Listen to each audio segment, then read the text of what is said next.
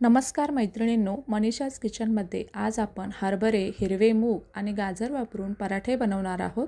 हे पराठे protein, fibre आणि आवश्यक जीवनसत्वांनी समृद्ध असल्यामुळे हे तुम्ही नाश्त्यासाठी, मुलांच्या डब्यासाठी किंवा रात्रीच्या जेवणामध्ये खाण्यासाठी हे एक परफेक्ट रेसिपी आहे। चला तर मग वेळ न घालवता रेसिपीला सुरुवात करूया। आणि जर तुम्हाला ही रेसिपी आवडली तर व्हिडिओला लाईक करायला विसरू नका आणि तुम्ही अजून मनीषाज किचनला सबस्क्राईब केलं नसेल तर जरूर सबस्क्राईब करा।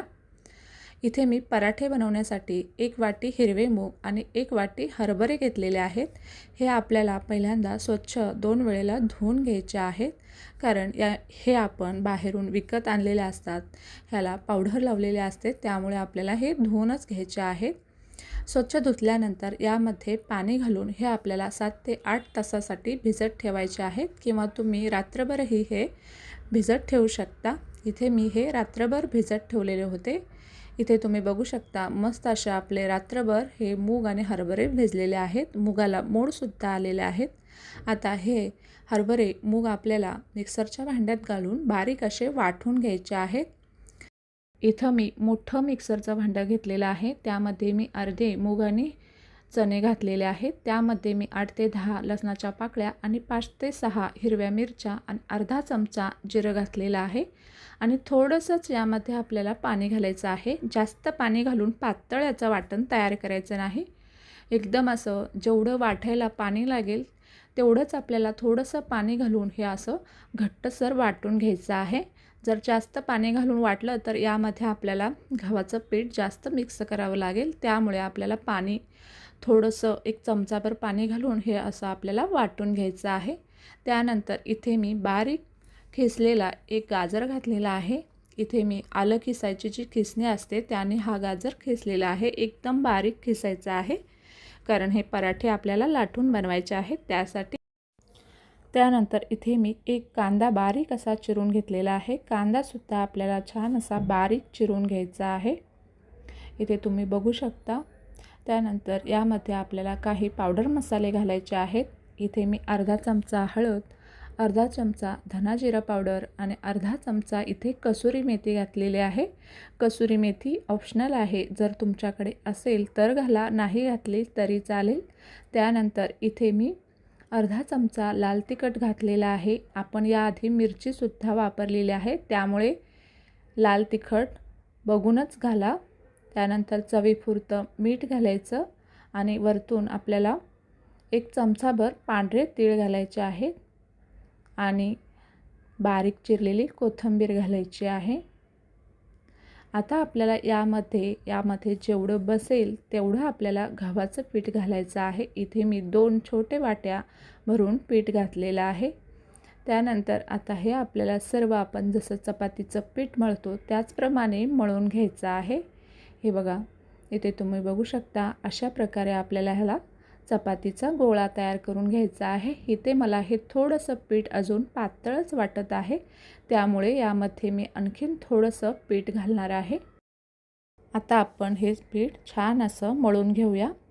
जेवढं तुम्हाला लागेल तेवढंसं पीठ घालायचं आणि असं आपल्याला जसा चपातीचा गोळा मळतो त्या प्रकारे हे पीठ मळून घ्यायचं आहे। इथे बघू शकता अशा प्रकारे मळून घ्यायचं आहे, जास्त घट्ट करायचं नाही।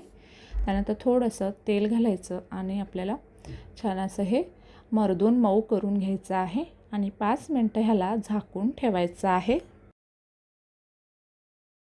5 मिनिटानंतर आपण याच्या आता पराठे लाटायला घेऊया। हे बघा, अशा प्रकारे जेवढा हवा असेल तेवढा एक गोळा काढून घ्यायचा आणि छान असा त्याला मऊ करून घ्यायचा आणि पिठामध्ये बुडवून घ्यायचं आहे। जसं आपण चपाती बनवतो तशाच प्रकारे हे आपल्याला बनवायचं आहे आणि जशा हव्या त्या आकारात आपण हे पराठे बनवून घ्यायचे आहेत। जर तुम्हाला हवं असेल, जर 3 कोनी त्रिकोणी जर पराठा हवा असेल तर तसा तुम्ही बनवू शकता। इथे मी गोलच पराठे बनवलेले आहेत। आणि जर तुम्हाला अजून खुसखुशीत पराठा बनवायचा असेल तर जसे आपण चपातीला घडी घालतो तशा प्रकारे जर आतून तेल लावून घडी घालून जर पराठा बनवला तर अजूनच खुसखुशीत होतो। तसा बनवला तरीसुद्धा चालतो. इथे मी असा एकेरीच पराठा लाटून घेतलेला आहे. जास्त जाडसुद्धा ठेवायचा नाही आणि जास्त पातळसुद्धा लाटायचा नाही. जास्त पातळ लाटला तर पराठा कडक होऊ शकतो, मऊ बनणार नाही. इथे तुम्ही बघू शकता मी अशा प्रकारे पराठा मीडियम आकारात लाटून घेतलेला आहे. आता आपण हे पराठे भाजून घेऊया. इथे गॅसवरती तवा आधीच गरम करत ठेवलेला होता. तवा गरम झालेला आहे. त्यावरती आपल्याला थोडंसं तेल सोडून घ्यायचं आहे. तेल, तूप, बटर तुम्ही काही पण वापरू शकता. त्यानंतर यावरती आपल्याला पराठा टाकून घ्यायचा आहे. एखादा मिनिट थांबायचं. त्यानंतर पराठा पलटी करून घ्यायचा आहे. त्यानंतर वरतूनसुद्धा आपल्याला थोडंसं तेल लावून घ्यायचं आहे. इथे तुम्ही बघा, इतका मस्त असा आपला पराठा तयार झालेला आहे. दोन्ही साईडून तेल तूप लावून घ्यायचं आणि अलटी पलटी करून आपल्याला हा पराठा छान असा भाजून घ्यायचा आहे. हे बघा किती सुंदर असे पराठे आपले तयार झालेला आहे. तर मैत्रिणींनो, तुम्हाला ही रेसिपी कशी वाटली मला कमेंट करून नक्की सांगा. आणि अशा छान छान रेसिपी पाहण्यासाठी मनीषाज किचनला सबस्क्राईब करा आणि बाजूच्या बेलवरतीही क्लिक करा. म्हणजे जेव्हा केव्हा नवीन रेसिपी येईल तेव्हा त्याची नोटिफिकेशन तुम्हाला मिळेल. हे बघा इतका सुंदर असा पराठा आपला तयार झालेला आहे. अशाच प्रकारे इथे मी सर्व पराठे तयार करून घेते. इथे तुम्ही बघू शकता मस्त असे मऊसूत आपले पराठे तयार झालेले आहेत. हे पराठे तुम्ही दह्यासोबत, लोणचं किंवा सॉस कशासोबतही खाऊ शकता. अगदी छानच लागतात. एकदा ही रेसिपी नक्की ट्राय करून बघा. चला तर मग भेटूया अशाच एका छानशा रेसिपीसोबत. तोपर्यंत धन्यवाद.